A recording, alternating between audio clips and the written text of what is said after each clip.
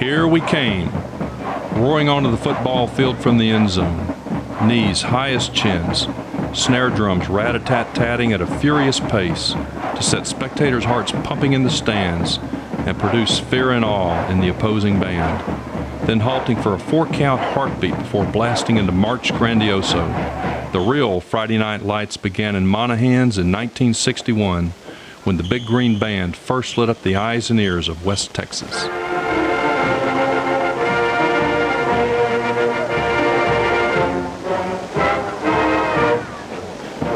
Every great chemical reaction requires a catalyst, and that catalyst for young Monahans musicians to be was Dan Gibbs. How fortunate we were to have him.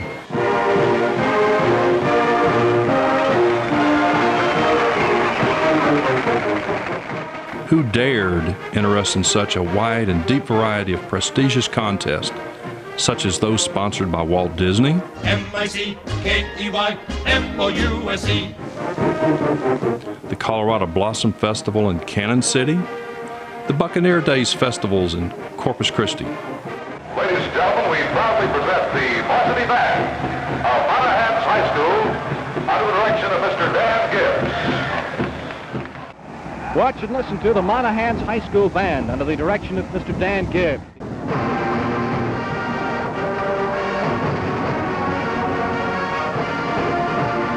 Dan, Charlie Suggins to us, knew us kids of the 60s preferred to listen to the Beatles, the Rolling Stones, Chuck Berry, yet he opened our ears to music of the world.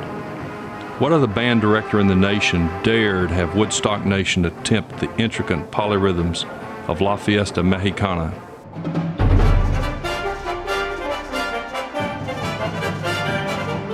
The spooky complexities of incantation and dance.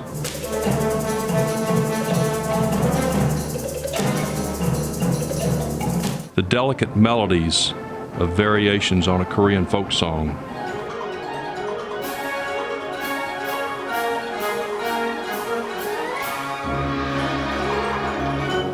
The concert grandeur of the Sinfonians.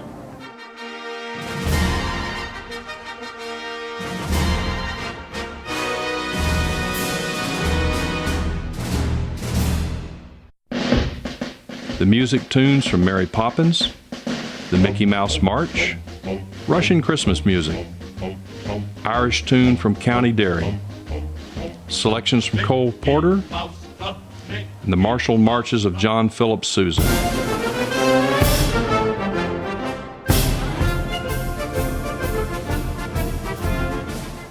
And of course, the percussive thunder of television's popular show Book 'em Dano Hawaii Five-0.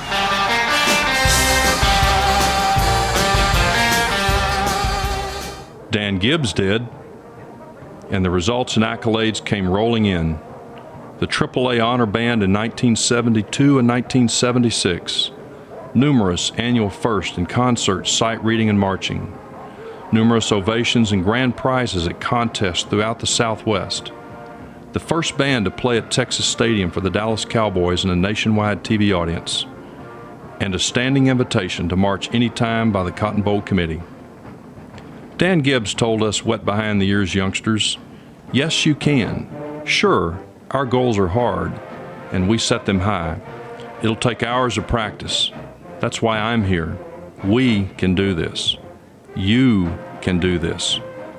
We'll practice marching twice a day in the heat of August so we can blow away the grandstand at September's halftime. We'll parade in straight lines with military precision. We'll work up new and exciting marching formations. We'll outwork every other band in Texas, and we'll do it with pride and dedication and acquired skill because it's expected of you. We did it last year, we'll do it this year, and we'll do it even better next year. I believe you can do it. You know what? We did. There, that's really all it took. One magic bit of encouragement from the maestro himself, and we'd pull a Jeep up a sandhill with our teeth to please him. So you ask the question, what gave Dan Gibbs this driving ambition in the world of music? Was it his deep religious faith? Was it his wife Shirley to prod, to inspire, and to console on those rare occasions when the dreaded second place was given? Was it his own love of music instilled after hours of composing music scores, practicing his trombone alone, or directing? His own mentors. Was it high school band director Roger Winslow and North Texas State Director Maurice McAdoo? Most likely, it was in his blood. Born to Daisy Pickering, herself a tremendously versatile and gifted pianist who played with the Stamps Quartet, sang and taught shape note singing. Or his uncle John Pickering, who sang with the world-famous Vaughn Quartet and himself taught shape note singing all over the country. More blood proof. His cousins Bill and John Pickering formed the Picks, who sang backup on rockabilly Buddy Holly's hits Maybe Baby and Oh Boy. Maybe baby, I'll have you. Maybe baby, you'll be true. And they also sang on several records of teen heartthrob Ricky Nelson. Some people call me a teenage idol. Some people say they envy me. One thing is certain, Dan Gibbs' leadership was ingrained. Who else could calm a shaking 15-year-old clarinetist before her first run out of the end zone? Who else could coax a brilliant cornet solo out of a future cop? That's the public, the visible Dan Gibbs.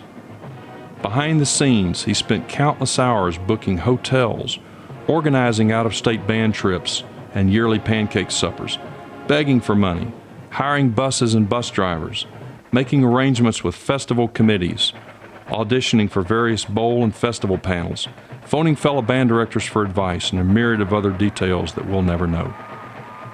In the end, Dan Gibbs created a band, the Big Green Band from Monahans High School. And Dan was the man with music in his blood.